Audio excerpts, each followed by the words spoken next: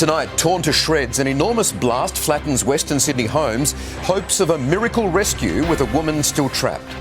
Donald Trump unleashes on the trial that ended in his history-making guilty verdict. Sydney's winter washout. June begins with a drenching and there's more rain on the way.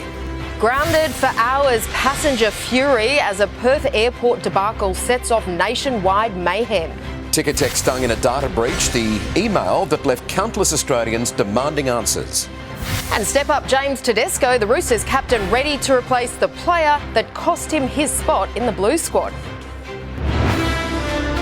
Live from Sydney, 7 News with Michael Usher and Angela Cox. Good evening. A desperate search is underway tonight for a woman trapped under the rubble after an explosion in a row of Western Sydney townhouses, with rescue crews hearing tapping coming from beneath the debris. This is a live shot of the scene. The huge blast was heard suburbs away and left 5 other residents hurt. The cause of the explosion still a mystery. Somewhere under all this rubble, a woman is trapped. Our fears are genuine for this person, that they may be located in that rubble, yes. Rescue crews desperately digging. They're convinced she's still alive. We have heard taps and noises, and that is generalised as being a good indicator that there's still life underneath there. A slow, painstaking search made even more difficult by the weather. The rain, as such, is just slowing us down. It makes the process slower as you go through. Emergency crews were called to Wayland in Sydney's west this afternoon because of this. A massive explosion that shook the suburb, sending everyone scurrying for cover. I was just sitting there and all of a sudden just went kaboom. Just the force of it, I've never felt anything like it. Neighbours Ra and Bob were among the first on the scene until they smelled gas. I said to Ra, let's get out of here, the gas is here. The force of this blast was immense, flattening not just the building itself, but the fences and walls of neighbouring homes. Everything inside was catapulted out. Paramedics amazed that no one nearby was hurt or killed by flying debris. And really, for a small number of people, it has been a very lucky escape. 5 people were treated for minor injuries from this blast tonight, their homes still upended by the destruction. All my cabinets, everything from the cabinets, it's all over the house inside. The cause is suspected to be a gas leak. Confirming it will take days. Don't know what actually caused the blast in the first place. Late this afternoon, a puppy was pulled from the rubble alive. Renewed hope crews can make another remarkable rescue. Now, this explosion happened around 1 o'clock this afternoon, so we're now about 5 hours into this search and rescue operation, and firefighters are doing it methodically. They've formed a human chain where they are passing piece by piece pieces of debris. They are cutting, they are drilling, they are sawing, and then importantly, they are stopping to listen. They are focusing their search at the moment on one particular area of this site, what was once a laundry area, where they are hopeful they may find this woman alive. Torrential rain was hammering down here today, and that has hampered a lot of the search and rescue operations tonight. It has cleared though, and this search will continue while there is still hope that this woman can be found alive. OK, Andrew Denny and Wayland will come back to you later for an update as this story develops. Newly convicted felon Donald Trump has unloaded following his guilty verdict in the hush money trial, calling the case a scam and labelling the judge a tyrant. His legal team has already indicated that he'll appeal, and it hasn't hurt his political campaign, the Republican frontrunner banking a record amount of donations since the verdict. A convicted criminal for 24 hours, but the reality of Donald Trump's new title, it seems, isn't sitting well. These are bad people. These are, in many cases, I believe, sick people. This is a scam. There's a rigged trial. It shouldn't have been in that venue. We shouldn't have had that judge. Shredding the New York legal process in a 33-minute heated scattergun assault from the lobby of Trump Tower, the felon blasting the president, the judge, and even the jurors who found him guilty. The judge was a tyrant, and they are in total conjunction with the White House and the DOJ, just so you understand. This is all done by Biden and his people. It's rage perhaps fueled by this. Headlines screaming a verdict, Trump had fought to avoid, and a verdict Democrats say he must now live with. The American principle that no one is above the law was reaffirmed. When it's not always raining, there'll be days like this. Trump's family today again rallying, that is all except wife Melania. Her public support still conspicuously absent since he was found to have paid and covered up connections to a porn star.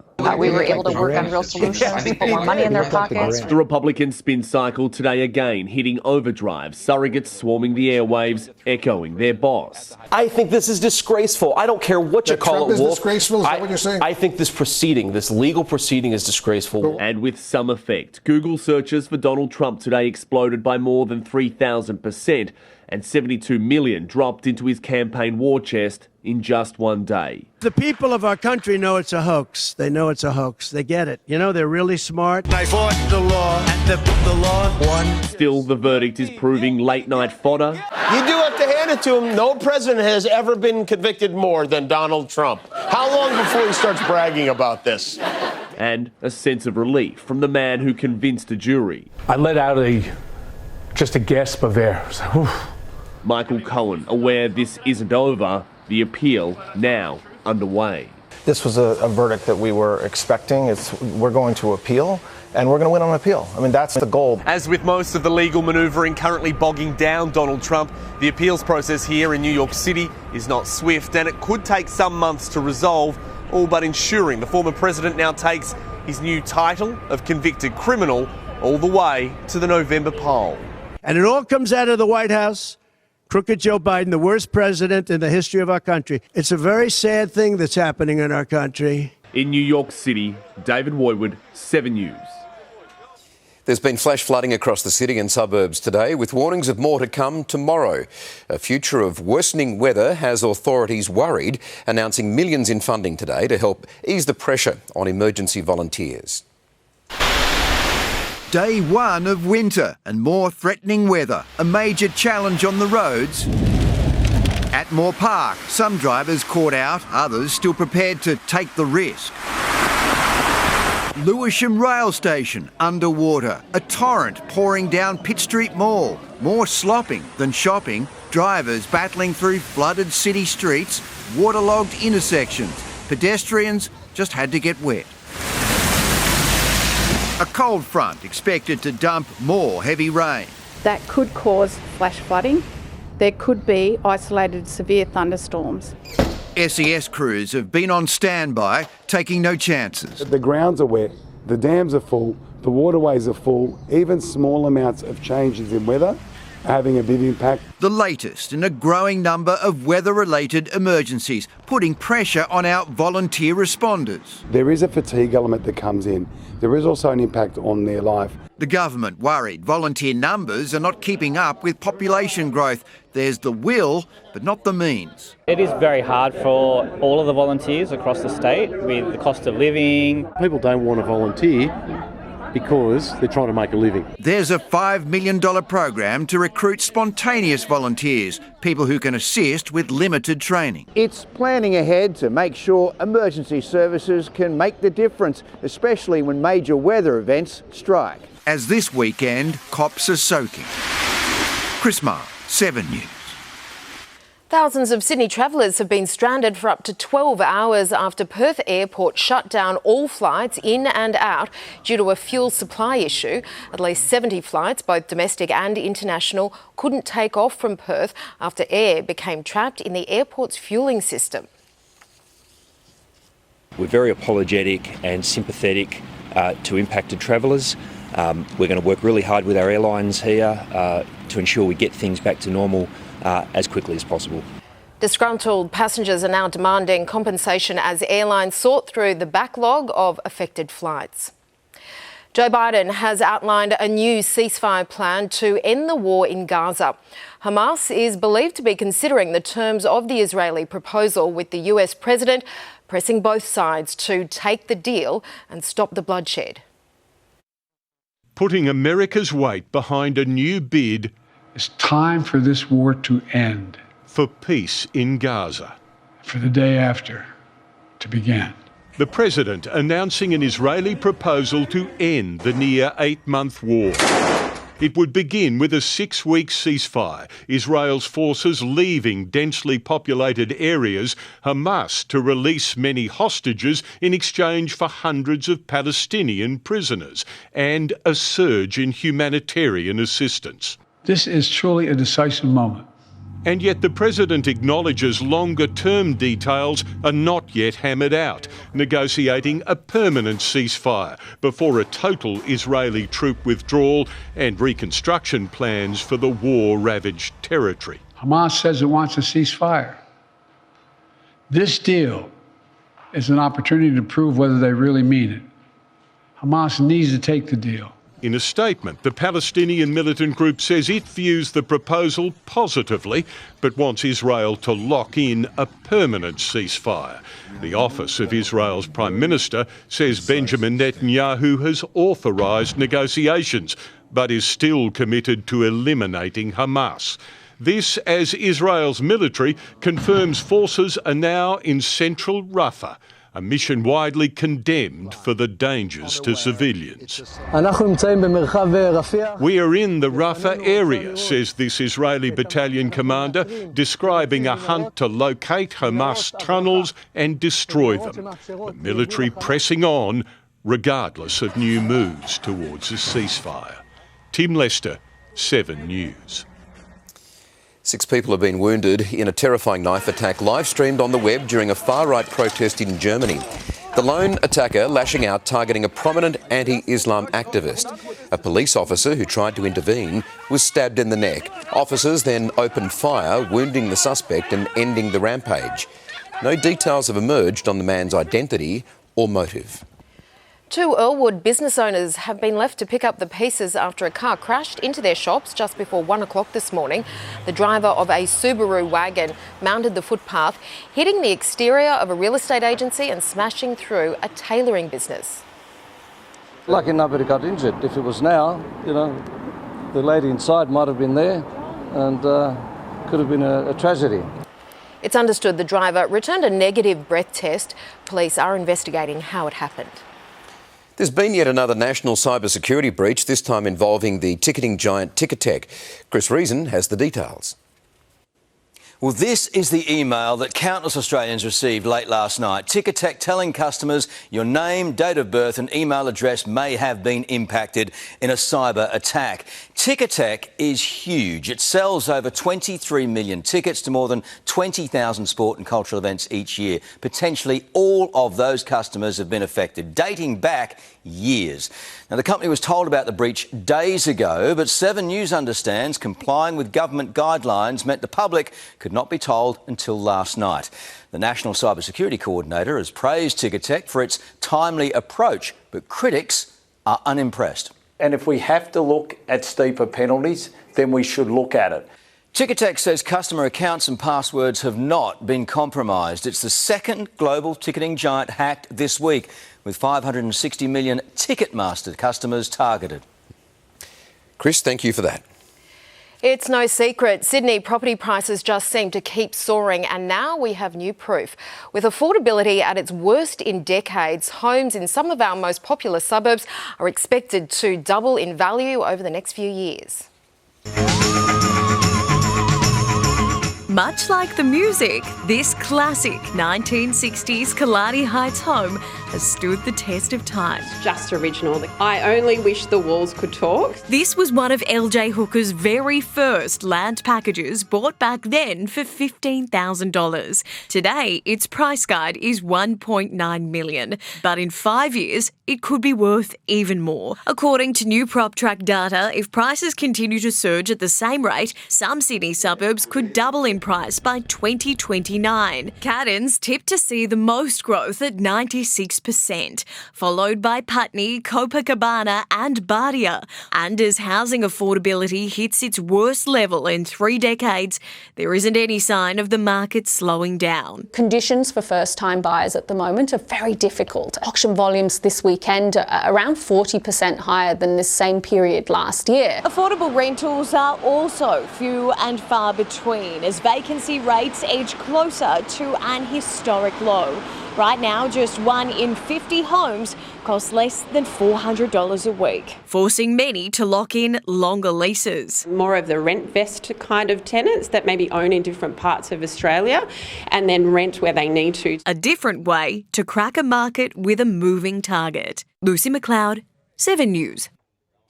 The state's live music industry employs thousands and brings in hundreds of millions of dollars, but there are big problems. Today, the state government announced $45 million to help slash red tape. Performing on stage and matching the energy of the crowd. In the last 12 months, the number of venues playing live music in New South Wales has doubled. The band is back in town. A new census has found nearly 800 venues offer live music across the state, employing around 14,000 workers and generating more than $370 million in ticket revenue. But for bands like the Capital Romantics, just getting on stage is an uphill battle, with some venues playing it safe with DJs rather than roll the dice on a band. We essentially rely on live gigs to make our own money back.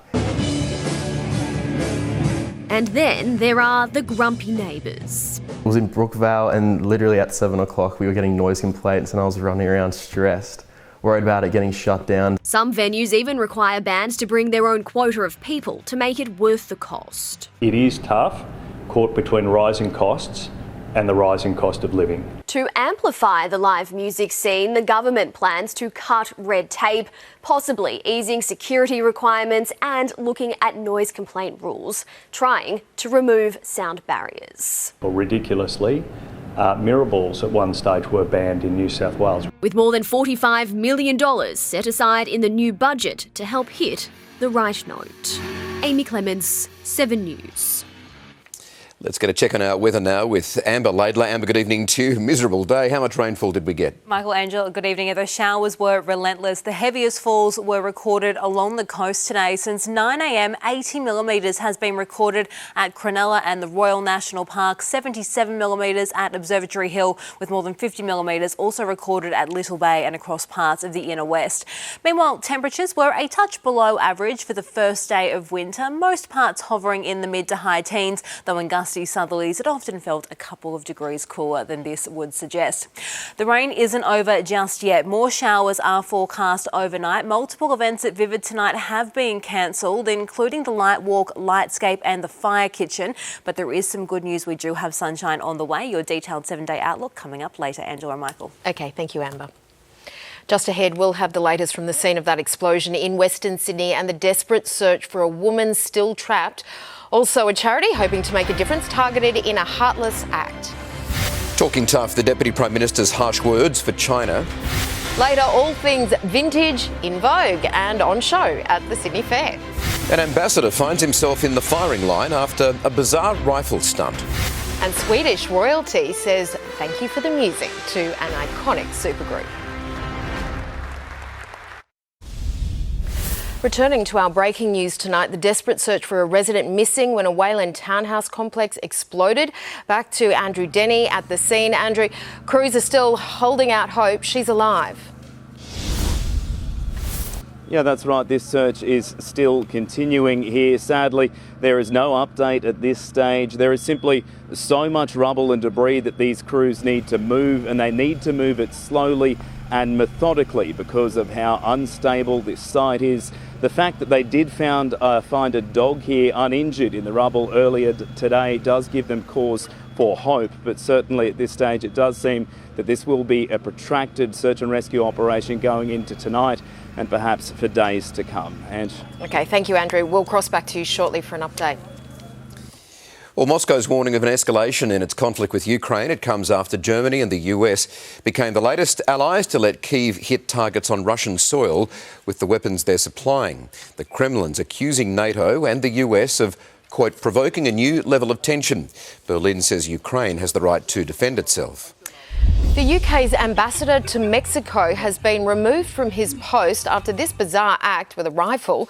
Video shared online shows John Benjamin aiming the firearm and staring down the barrel at an embassy employee. The attached caption criticised the ambassador's apparent misplaced joke given the daily murders in Mexico by drug dealers. Well, Swedish pop royalty has now been recognised by actual Swedish royalty. Abba has received one of the country's most prestigious knighthoods, the Order of the Vasa.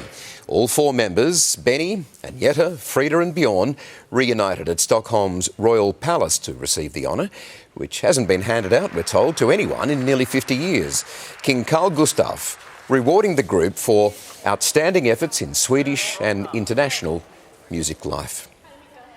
Police are on the hunt for heartless thieves who raided a charity belonging to an Australian of the Year award winner. The organisation's president now scrambling to replace tens of thousands of dollars in donations that were destined to support victims of domestic violence.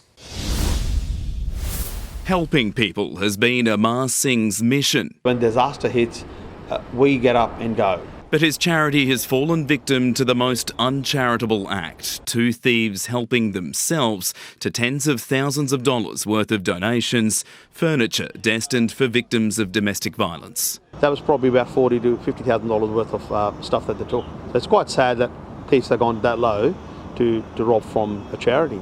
The break-in happened at Clyde on May 15th in the early hours. Two figures seen walking towards a shipping container, spending almost an hour prying, cutting and pulling it open before bringing in a van and loading it up. They returned 3 times to clean out the container completely. Taking off in such a rush, boxes were left strewn across the street. I really feel sorry for these young people. They could have gone out and got a proper job and pay their way into what they want to do. Turbans for Australia gives to those who've lost everything in floods and fires. Amar's work winning praise from premiers and prime ministers. Detectives now on the trail of those responsible for the robbery. Police now want help and information to identify who these thieves are. They're asking for people to keep an eye out for suspicious sales on online marketplace sites. They're looking for this man and another who were driving the white van with panel damage. Do the right thing. You've stolen from a charity. You should return it. Andrew Denny, 7 News. Well, coming up, we're staying with our breaking news, the search for a woman trapped under the rubble of a townhouse in Western Sydney. Plus, stern words from Australia in a showdown with a global superpower. A barrage of missiles unleashed and they could hold an even darker secret. Lifesaving help for heart attack patients direct to your phone. And soon in sport, live to Blues Camp for the latest on the Dylan Edwards injury drama.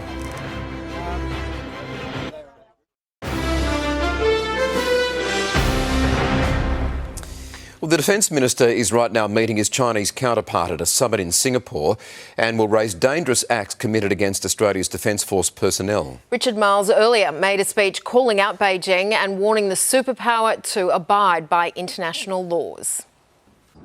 Confronting China's aggression in our region with tough talk. It must accept, like all great powers, that there will be much greater scrutiny on the way it uses its strength. With Beijing's Defence Minister Don Jun watching on, Richard Marles calling out recent events where Chinese military strength turned hostile. Unsafe and unprofessional behaviour by the PLA Navy and the PLA Air Force. Including the firing of flares in the path of an Australian Navy helicopter last month and activation of sonar while our divers were in the water last November. Actions in this region that erode the status quo and threaten peace and stability. A stable and sustainable regional order won't be possible unless all countries, but especially big ones, pursue their strategic objectives in a manner that respects the sovereign rights of our neighbours. Tonight, the coalition says it's too little, too late, criticising Anthony Albanese for not picking up the phone to President Xi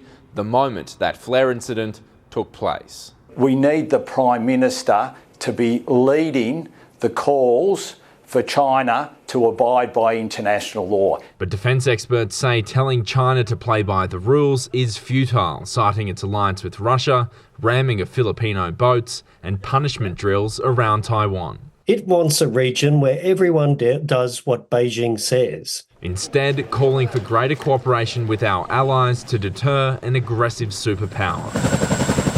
Josh Martin, 7 News.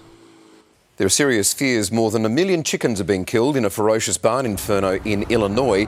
Several buildings were destroyed as flames ravaged the site. It's claimed the smoke was so intense it rose more than 4 kilometres into the air and could be detected by radar. The farm is one of America's largest producers of free-range eggs. North Korea claims to have carried out fresh drills involving nuclear-capable rockets. A heavily produced video released by Pyongyang state media shows at least 18 missiles being launched. The test was supervised by Kim Jong-un. South Korea's military says the missiles were fired towards the sea. All right, let's go back now to the rescue crews continuing to dig through rubble in Western Sydney tonight, hoping for a miracle. They're looking for a woman still missing after a Wayland townhouse complex was levelled in that explosion this afternoon. Andrew Denny, you're there at the scene. It is a slow process. What's the latest? It certainly is, and that work is being carried out by the Urban Search and Rescue crew from Fire and Rescue New South Wales. This is the type of work that they train for, and to tell us more about that, we are joined by Commissioner Jeremy Futrell. Jeremy, how is this search going? Yeah, look, we're making good progress, but it's a very challenging scene. Obviously, we've had heavy rain throughout the afternoon, now moving into the evening. We've set up extensive lighting to enable the crews to keep working through the night. They're doing it in a very painstaking but very detailed and thorough manner, so moving pieces piece by piece. We've also got specialist drilling equipment and search cameras, so they're drilling core holes down and having a look under obstructions to check for those areas. And we've also now got the engineers from Public Works on scene who work as part of our Urban Search and Rescue team, and they're advising us of how we can start moving around some of the unsupported slabs. Now, earlier we had heard reports that there had been tapping heard, but you say it's important to note that hadn't been heard by your own crews. Yeah, those reports are unconfirmed. It's a hope that everyone is hanging out for, but at this stage our crews haven't heard anything like that. We do have specialist listening equipment that will also be deploying, and so our crews will be monitoring the scene regularly and keeping close contact, but unfortunately there's no sort of exciting update on anything like that at this stage. So thank you very much for your time and best of luck for your crews. Back to you in the studio. All right, Andrew, thank you for that. It carries on. A digital lifeline saving lives when it comes to one of Australia's biggest killers. Still to come, the app delivering crucial skills when it's needed most. Meet the Australian toy designer headed for the Lego big leagues. And shortly in sport, first the Blues snub, now the awful injury news for Josh Addo-Carr.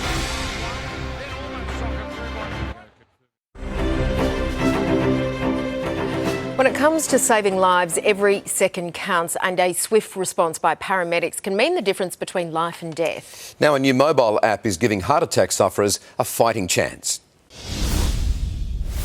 Robert Saloom had no heartbeat, now almost without words. Speechless. I can't describe it. They are the people that saved my life. But this is not your average reunion. Did you recognise him? No. Among those who brought Robert back to life, not just paramedics, but Good Samaritans with mobile phones. The call was just up the road, so we quickly got changed. He was in his pyjamas and we jumped in the car and went up there. They'd been notified of his heart attack via the Good Sam app. He has turning a little bit blue, and then he wasn't breathing properly. We take turn, start on compression. In the do-or-die first few minutes of Robert's cardiac arrest, a paramedic on the phone guiding them through life-saving instructions.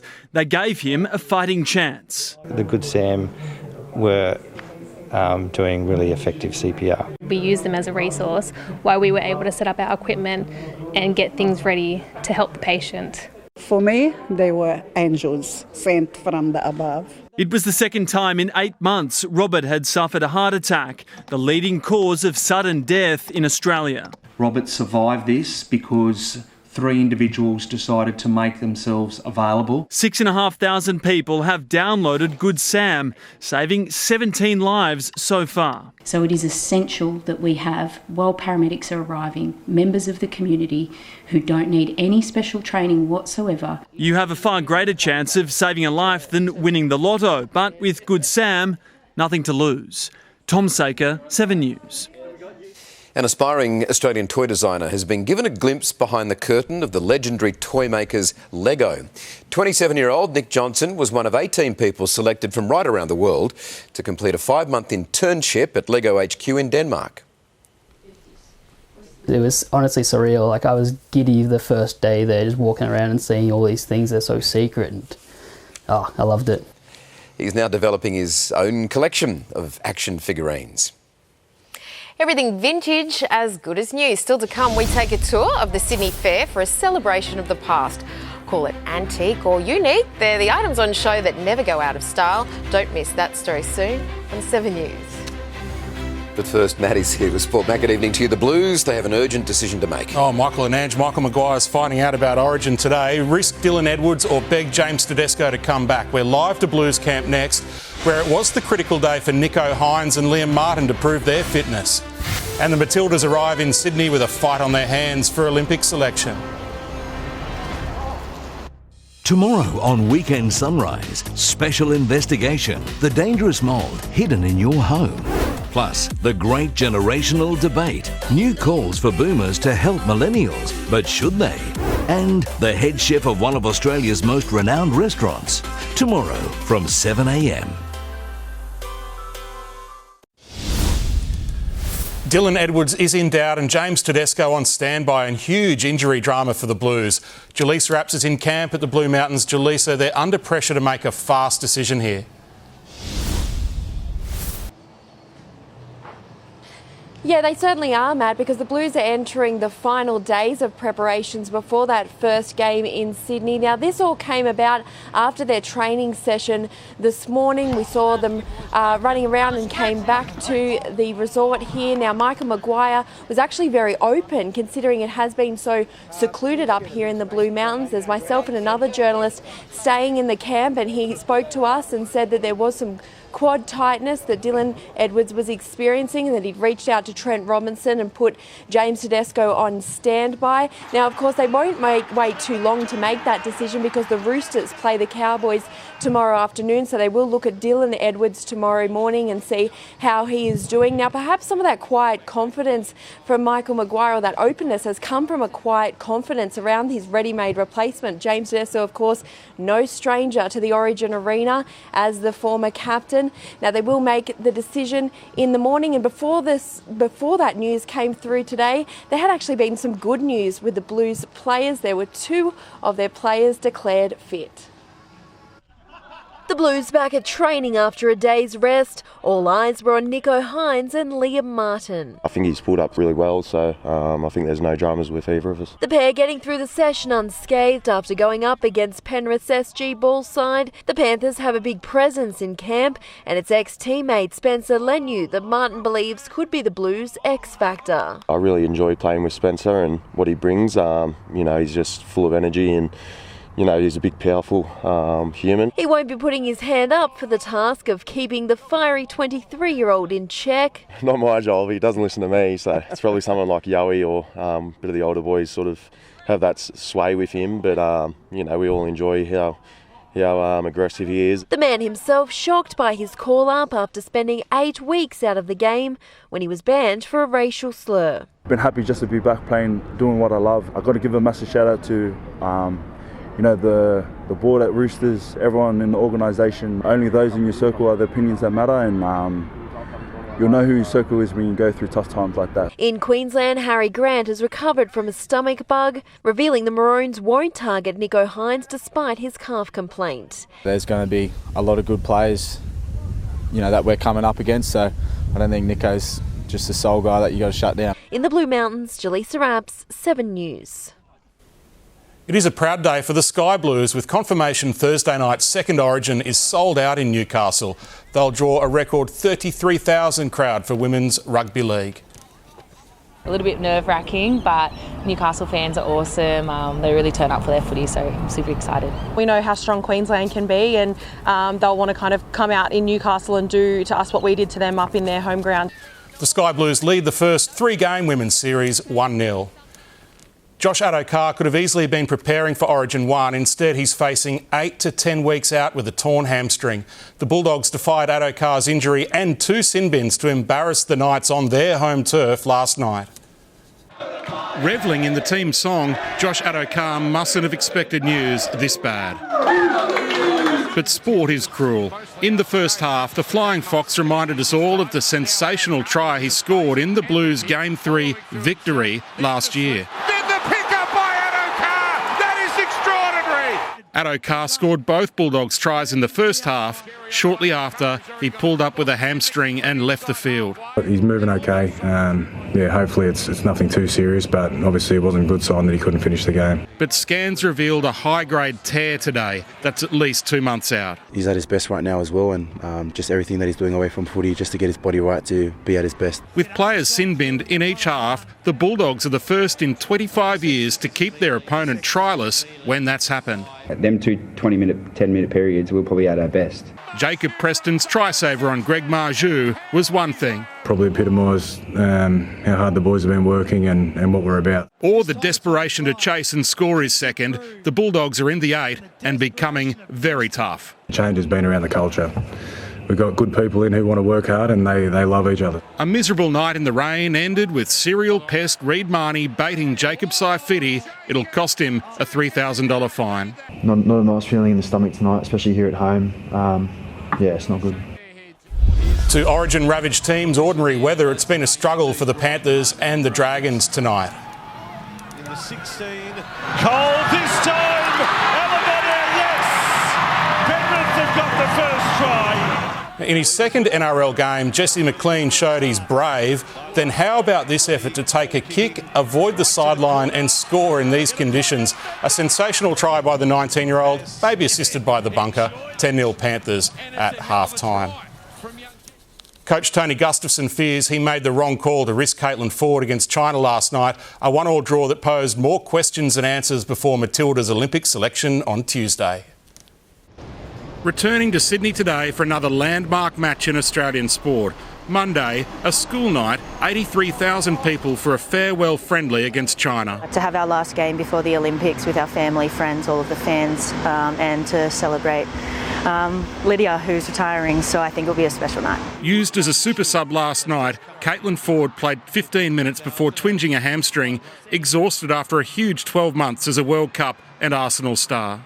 I'm a bit concerned as well, and I'm looking at myself a little bit here as well, because some of the players, like I said, came in very tired.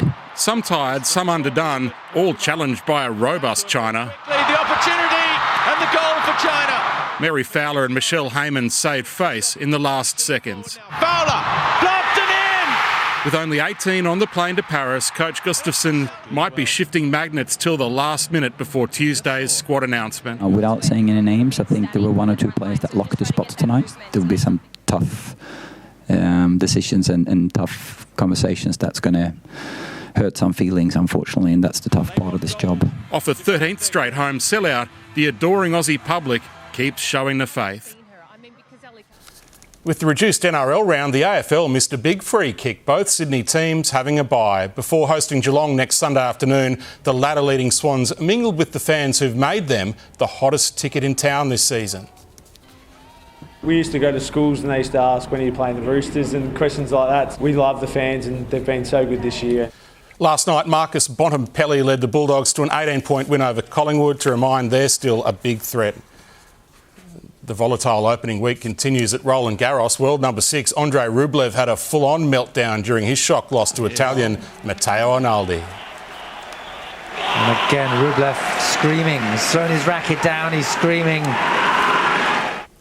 Yannick Sinner's much better behaved. The Australian Open champ breezed past Pavel Kotov into the round of 16. Carlos Alcaraz joined Sinner with a straight sets win over Sebastian Korda. Women's world number 1, Iga Świątek, and world number 3, Coco Gauff, both reached the round of 16 in strong form. Tough for Dylan Edwards, but I think you'd just go with Tedesco for now. Too risky. Yeah, lucky for Tedesco. Well, he's seasoned, so he can step in quickly. They've got a good man there. Yep. Right. Thank you, Matty. Thousands of people have flocked to Royal Randwick for this weekend's Sydney Fair to check out what's new in what's old. Whether they're buying something retro, vintage, antique or ancient, experts say the value goes way beyond the price tag. A piece of Hollywood history that's ready to wear. It's got the glamour, it's got this timeless elegance about it. Worn by the legendary actress Raquel Welch in the 90s. It's amazing. I can't believe that her body was in this. $2,500 and doesn't need a special occasion. Just put put it on and walk around your lounge room, pour a glass of wine, just enjoy it. On show with another of Raquel's at this year's Sydney Fair. From San Francisco. Wow. Vintage fashion a focus among the thousands of items. Art Deco never seems to go out of style. Lamps from the 1930s. These days, there's a lot of younger customers who are right into it as well, because it has that style that fits in. For $50,000, you could be fitting in this 260-year-old Venetian Rococo drawers. This is original, absolutely. It has been untouched since. There's antique and very antique. Egyptian mummy masks, nearly 3,000 years old, but it's more than face value. The story of that object carries on with them. Size isn't everything. Miniatures worth more than the real thing. The beautiful and the unusual. And a very fancy century-old $4,000 dustpan and broom. A piece of great craftsmanship is now my responsibility, and I think that's a role that we can play with a lot of these objects. Paul Ticketek, 7 News. Amber is back with the forecast now. Amber, it's looking wet again tomorrow. Yes, Angela, but it shouldn't be too long before the skies start to clear. All the details on when the sunshine is expected and how long it will last in your full forecast, that's next. Tonight, 7 News headlines. An urgent rescue mission is underway to free a woman trapped beneath the rubble after a row of townhouses exploded in Wayland in Sydney's west. Donald Trump has labelled the trial that resulted in his conviction a scam. It's been a wet start to winter for Sydney with warnings of more flash flooding. And thousands of travellers have been stranded after a refuelling issue forced the cancellation of flights at Perth Airport. Now, here's Amber with Sydney's wet weather. Thank you, Michael. It is looking like a bit of a wet night ahead with showers forecast to persist overnight and at times tomorrow. Right now in the city, it is 13 degrees, though in gusty southwesterlies, it does feel more like 9. To the satellite, and those widespread moderate falls are set to continue across Sydney this evening thanks to this low pressure system that's currently developing offshore. Wind and the rain are set to ease, though, as that low continues to move south tomorrow and during Monday. But around the rest of the country tomorrow, a sunny 23 degrees is forecast in Brisbane, 13 under partly cloudy skies in both Hobart and Canberra, a partly cloudy 15 on the way for Melbourne, a sunny Sunday forecast in Adelaide tomorrow, meanwhile possible heavy falls in Perth, mostly sunny tops of 33 tomorrow in Darwin. Statewide, we will see the wet weather persist along parts of the coast, also the northwest slopes and plains, the central tablelands and parts of the Snowy Mountains. Totals are looking much lighter than today, though, in most parts, reaching 13 degrees tomorrow at Mudgee, 15 is the top at Newcastle, 11 degrees forecast tomorrow in Bathurst and also at Crookwell. Let's zoom in now on the Sydney Basin. It is looking like a bit of a cloudy, showery Sunday. Temperatures are forecast to hover around 15 to 17 degrees in most parts. Those showers are most likely during the morning and afternoon. 9 degrees is the top tomorrow out at Katoomba. On the water tomorrow, southerly winds should run at up to 30 knots to start before tending south to southwesterly, reaching up to 35 knots during the morning and early afternoon. So it is looking gusty. Gale wind warnings are in place for the coast tomorrow from Sydney down to Eden, with strong winds also expected on in Sydney's enclosed waters. Hazardous surf warnings active tomorrow from the Newcastle coast down towards the Victorian border. But back in the city tomorrow, a cloudy top of 17 degrees is forecast with the high chance of rain and possibly a storm, though falls similar to today are looking heaviest along the coast. We're expecting up to 20 millimetres in some parts. The start of the working week, though, brings a chance to dry off. Sunny skies are forecast on Monday. Mostly sunny conditions are set to persist on Tuesday, but you will need to make the most of it. At this stage, it looks like we'll see showers return during the second half of the week. At this stage, from Wednesday onwards, heaviest falls likely to return on Thursday. So a bit wet tomorrow, but looking pretty good on Monday, Angela and Michael. Okay, we will make the most of those 2 days. Thank you, Amber. That is 7 News for this Saturday. We will have live updates for you throughout the evening on the search for a woman in that Western Sydney explosion. Weekend Sunrise starts from 7 tomorrow. From all the 7 News team, thanks so much for your company. Have a great night. Good night.